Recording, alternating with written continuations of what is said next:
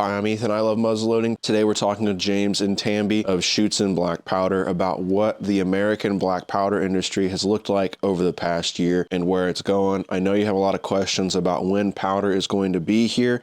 As of recording this episode, we have powder inbound for the United States, and it should be here shortly. We're going to talk a little bit about how what is being ordered and what is being produced has changed to meet demand, but I think you'll enjoy some of the insights that Tambi and James have here about what is being done to meet demand and satisfy demand in these uncertain times.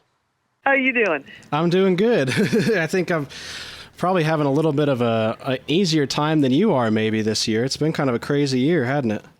Oh gosh, more ways than one. More ways than one, that is for sure. So what has the last year been like for you guys? I mean, powder and muzzleloading in general has kind of gone through the ringer, it feels like, with events being canceled and you know, all sorts of things over the last couple of years. How has it been for you? Well, to say the least, it has been crazy. Yeah. You know, because you know, we knew ahead of time about the incident at GoEx. Mm-hmm. Okay, and so we knew that they were going to have some issues going in to this year, trying to get their plant fixed and operations going. We kind of figured that. We kind of and to be honest with you, James and I, we'd actually planned. We kind of planned a little bit ahead of time, and we got we ordered some extra powder. Okay. Just in case, you know, and that was kind of our saving grace, to be honest with you. Really? By doing that, James and I both are sitting here shaking our heads. Yeah, that was kind of our saving grace. But you know, we had no clue that they were going to decide to shutter the doors. Yeah. And so, whenever they did that, that's whenever everything went off the hook. So you guys kind of had a gut feeling going into the summer then to order some extra powder, or was that after they had their incident in June last year? That was after they had their incident in June last year. Okay. Okay, so we knew that going into the ending the year, ending the year that there was a possibility that they were not going to be back up and operational. At least we figured at least by September or so is when we figured that they would be up and starting to run again. Mm-hmm. We also knew that just some different things. We wanted to just make sure that shooters would have powder. Little did we know they were planning on closing.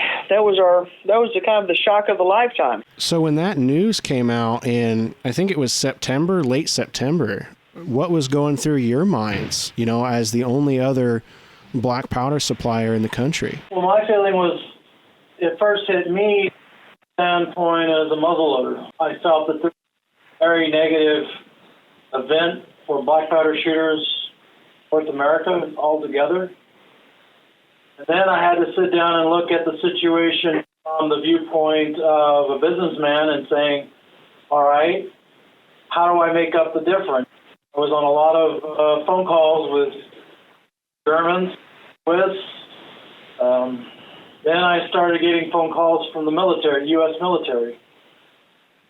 That's kind of when everything really started to hit me in the head, saying, you got to figure this mess out. That's probably pretty nerve-wracking, especially after not knowing, you know, really what was going on. I mean, I think that a lot of us felt that way when that news came out. I mean, we knew that we still had you guys, but it seems like enthusiasts just all over just kind of panicked about getting powder. Yeah, I would say that yes, they did. You know, because I'm sitting here thinking about what our normal incoming container load has been, you know, prior to all this. I mean, we're talking about, as far as sporting and fireworks powder, you know, about what? Well, this is since then we probably quadrupled. Yeah, we basically quadrupled the amount of boats that we're requiring now. Jeez. And that's incredible that you guys have been able to do that, though, because without that, we would be looking at a year without a lot of powder. We were very fortunate from the standpoint that the WANO factory is very old. It's late 1600s when it was built. Mm-hmm.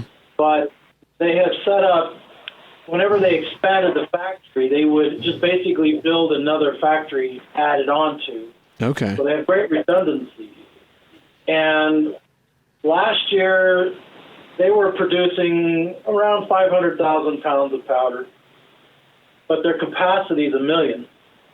So when we told them what was going on, they simply upped their production. Okay. That's what I was kind of curious about, what that looked like stretching over to Europe, but that's really good news. Well, it was until Putin invaded Ukraine. Yeah, I guess that's really has that thrown a wrench in then? It's hurt us as far as finding trucks, hazmat trucks in Europe. Hurt us as far as ocean freight. And the German Bundeswehr just dumped $100 billion into the German military, and part of that is to rebuild their stocks and ammunition. So they're going to be putting in demands on the German black powder themselves. Okay. So do you think that is going to impact, and it, we can cut it too if you guys don't want to say, but do you think that's going to impact, what we're able to find here later in the year? Possibly. We don't know yet. Right now, we're just trying to meet the demands that we've scheduled for this year. Yeah, about bringing in 250,000 pounds of powder.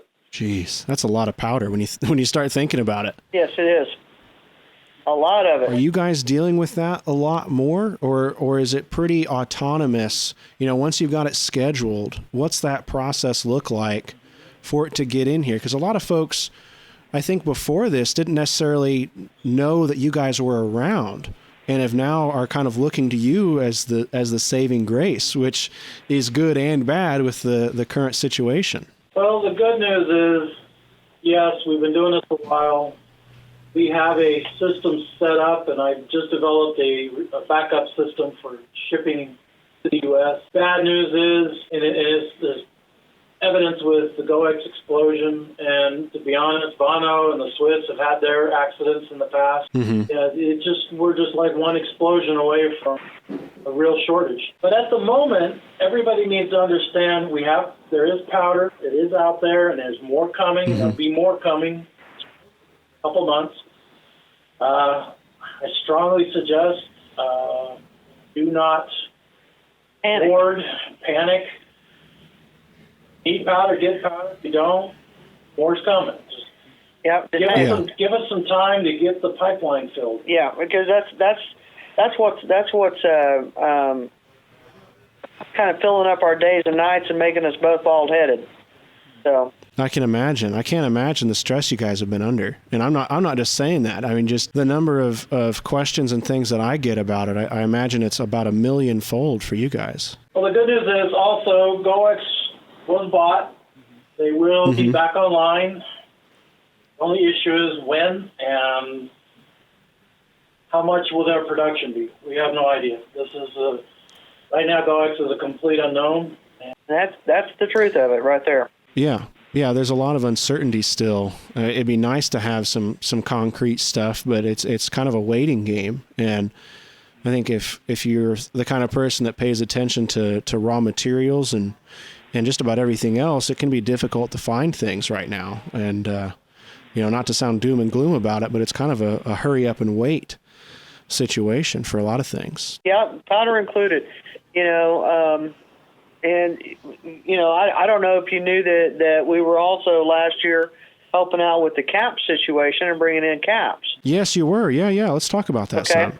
Well, we're still bringing in caps, but I'm not sure how many we're going to be able to get this year.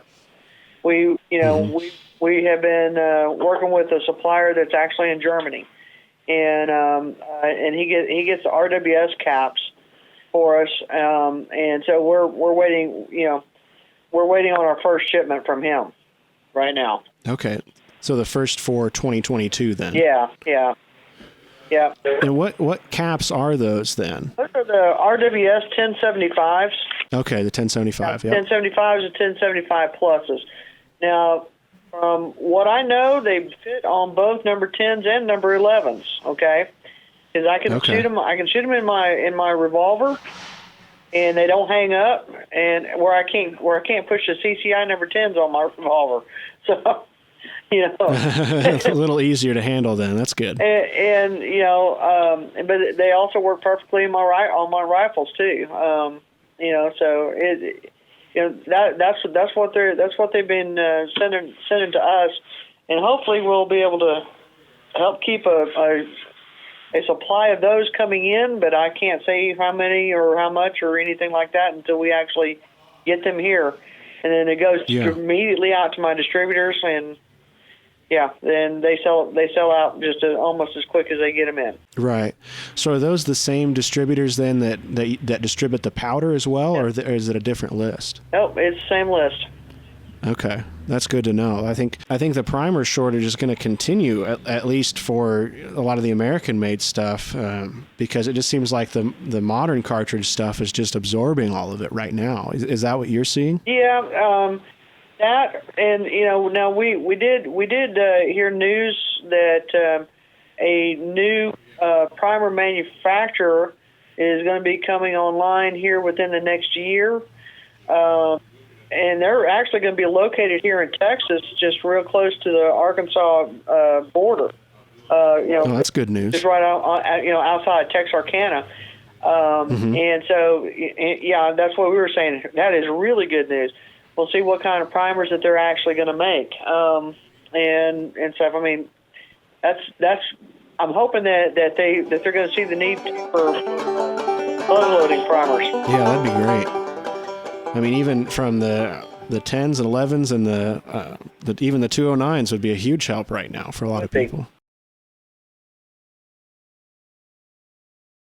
This podcast is brought to you by ThorBullets. ThorBullets are a premium full-bore muzzleloader bullet designed specifically for modern inline rifles. ThorBullets do not require plastic sabots or belts to be fired, meaning less cleaning for you between shots. The patented copper base creates an airtight seal, giving you greater distance and accuracy. Thor's unique engineering allows the bullets to retain 95% of their weight upon impact, and the controlled expansion ensures large, easy-to-follow blood trails. Thor bullets are currently available in a 50 caliber version that is sized to your specific bore. Thor is also expanding into a new 45 caliber bullet designed for faster 1 in 24 and 1 in 22 twist inline rifles. For more information on these great bullets, visit www.thorbullets.com. We'd like to thank Thor Bullets for their sponsorship of this podcast. This podcast is brought to you by Muzzleloader Magazine, the publication for traditional black powder shooters. Since 1974, Muzzleloader has been the leading magazine devoted to traditional black powder hunting and shooting. Each issue is jam-packed with articles on hunting, shooting, gunsmithing, do-it-yourself projects, living history, American history, book and product reviews, and much, much more. Muzzleloader Magazine is the best traditional muzzleloading magazine, bar none. I'd like to thank Jason at Muzzleloader Magazine for his continued support of I Love Muzzleloading and the I Love Muzzleloading podcast. I don't care what you're into. If you're interested in muzzleloading, this is the kind of magazine I think you need to check out. I've been a fan of Muzzleloader Magazine even before the sponsorship. I've always been impressed with what Jason has been able to put out with Muzzleloader Magazine, and it really means a lot for him to be supporting I Love Muzzleloading and our efforts over here. Thank you, Muzzleloader Magazine, for your support.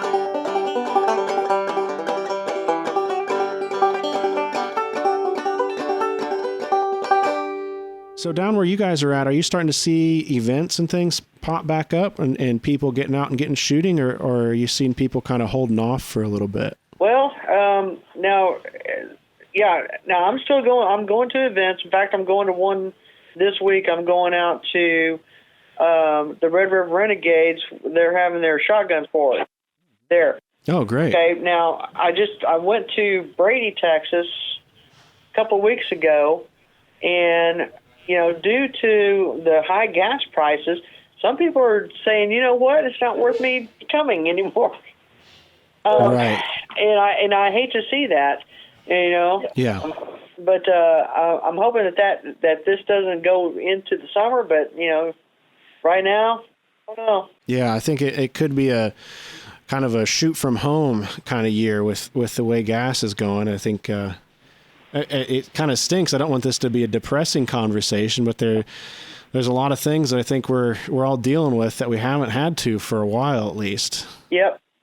and it is what it is. I'm still going to attend what I can, and go from there. I know, like I said, the Red River is having shotgun soiree this week, and here around the end of the month, the Oklahoma State Muzzleloading Championship is going to happen. That's where they're having the NMLRA Territorial. Okay, great. Also at the end of this month. Wonderful. So I plan on being there as well. That's a great event for you to be at. It's nice to see when people are posting pictures online of their events and local club matches and things. It's so wonderful to see your banners flying there and hearing about how you're sending powder for prizes and things to support those clubs and groups. Yeah, we're doing what we can. We're having to cut back though on the donations because of the current situation right now.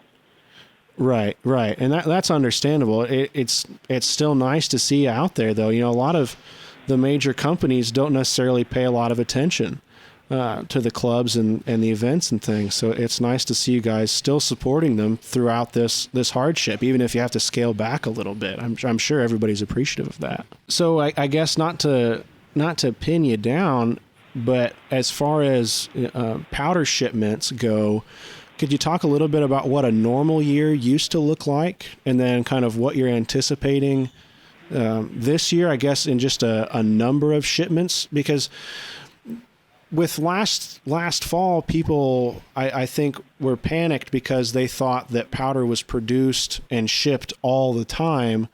And, at least with GoEx, it seemed like they produced a little bit at a time.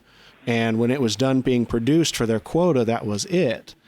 And we really felt that last fall. So are you guys bringing in the same powder through the year, or is it more like you get 2F in the spring and 3F in the fall, or how does that lay out, and kind of when can people expect what in general terms? You don't need to pin down a certain day or anything. Our distributors were saying they were having trouble getting supply from GoEx, and that has to do with military need. Military comes in, they pretty much say we get first of whatever is needed.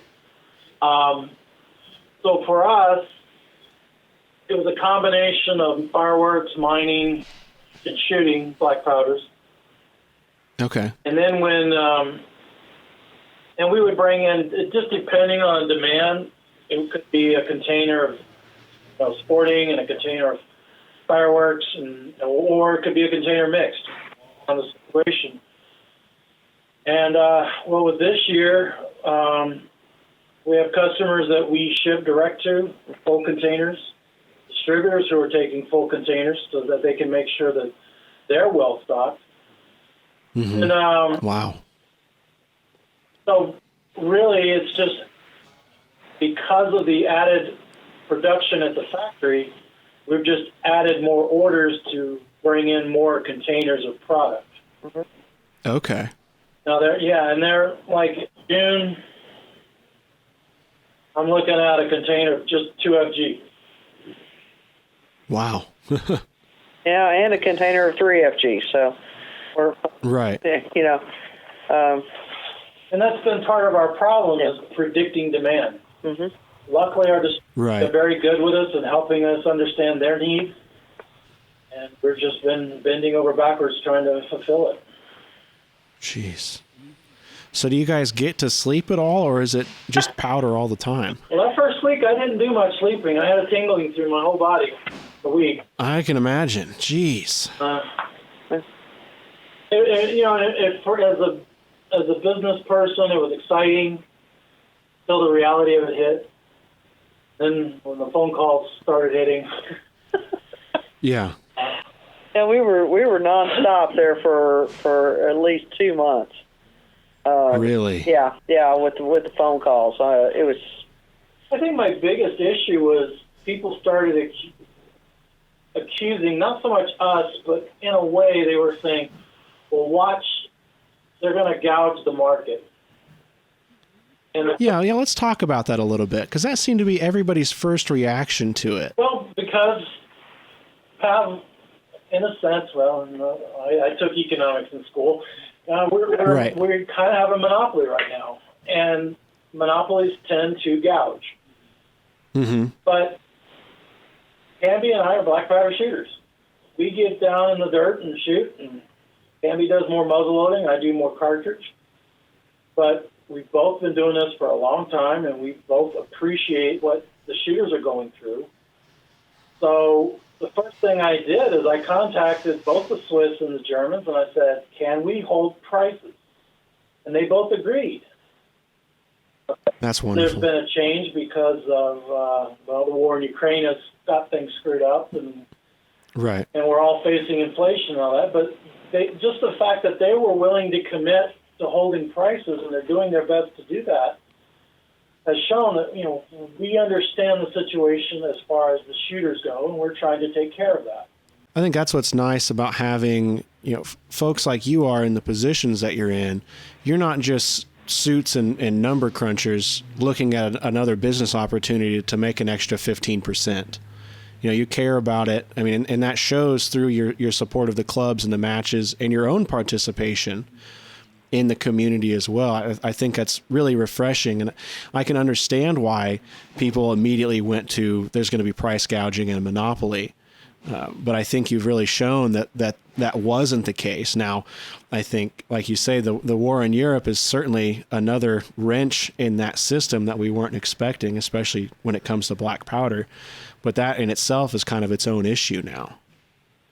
Yeah. The only other issue that we face that NOAC does not is we are at the mercy of the exchange rates between the dollar and the euro. Okay. Sometimes it works in our favor, and sometimes it doesn't, and we just have to ride the waves. Wow, you guys have a lot to think about. Yeah. Yeah, sometimes. Yeah, it gets a little stressful. But it's all in all. I think that we are rolling with the punches pretty well. Yeah. Considering everything that has been going on. And whenever I go out to these events, I get inundated with a lot of questions. What's going on? How is this going to work? Are you guys going to continue, or can And yes, we're going to continue to bring in as long as we can continue to bring in. Yeah. So that's number one. Number two, if people will just hold off. Let us get powder situated, to the incoming situated to the outgoing, then we will be 10 times better off. That's, basically patience. Yeah, have patience with us. Don't panic. If you can get by with buying 2 pounds instead of 10, please buy 2 pounds instead of 10. Yeah, that's kind of how I'm looking at it. Is I've got a little bit stored back for the shooting that I do, and I can thankfully keep going and try to leave some of the rest of the powder that's coming in to folks who maybe got interested in it in the last couple of years, because we saw an increase of interest, and then you had a lack of powder, which can affect the community as a whole. So I think that's some good advice for everybody. Yeah. And I think that would work for everybody if they would just do that and not just try to hoard it all for themselves and thinking, and then they get stuck with a whole bunch of powder that they're not ever going to shoot. Right. That's the worst part about it. So we all have to kind of take our lumps when we can, but we're, like I said, as a company, I think we're doing pretty well considering the in production that we had to do. Yeah, that's for sure. So what other events are you guys planning on going to? And it can just be business events or events where you're going to shoot and have fun. Well, shoot events are both. Okay. I remember I did a Civil War reenactment some years ago, and we were sitting around the campfire and, telling stories and stuff, and somebody said, "Man, I wish I could do this for a living." And I stopped a second, I thought, I do this for a living. What a great job. Yeah. I know Tambi's heading to Friendship for the Spring Nationals. Wonderful. Tambi and I will probably be at the North-South Skirmish in Winchester. Mm-hmm. There's a chance the plant manager from the factory will be there to see what we're doing. Maybe, Oh, that'd be wonderful. make sure I'm doing my job. Other than that, I really don't know. I kind of backed off on going to shoots as I'm trying to concentrate more on supply. Mm-hmm. And me, I'm going to shoots to answer questions, basically, as well as shoot, and and just kind of get some enjoyment, some stress relief. To me, big stress relief. So that's the best part about it. Yeah, I think for sure you guys have earned it. Yeah, I do plan on doing. Like I said, I'm doing the shotgun soiree this week. At the end of this month, I'm going to the territorial and at the Oklahoma Muzzleloader Club, Mm-hmm. and then I'm going to go shoot a chunk gun shoot down awesome. with Greenwood long rifles, Greenwood long rifles. And let's see. Oh, I'll be in Berryville, Arkansas as well.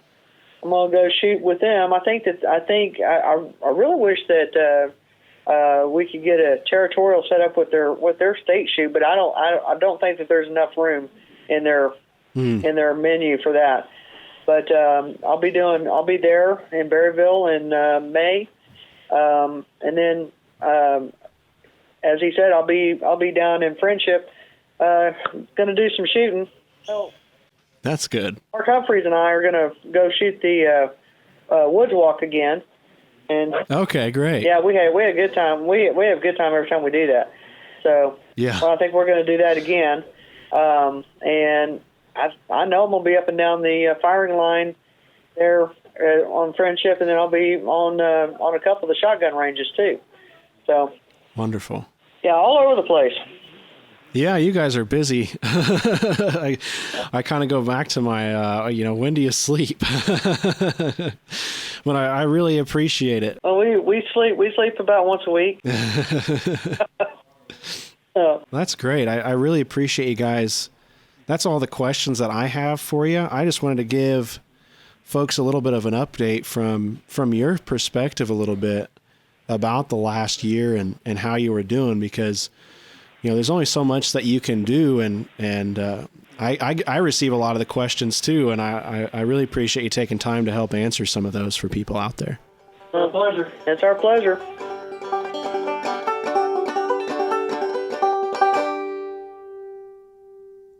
I'd like to thank James and Tambi for coming on to talk to me about this and answer some of your questions about Schuetzen and Swiss Blackpowder and how it's reacted to the last year and how they're looking to continue to supply American black powder shooters. We'll have links in the description for this episode, as well as at ilovemuzzleloading.com for you to check out their growing list of distributors across the United States.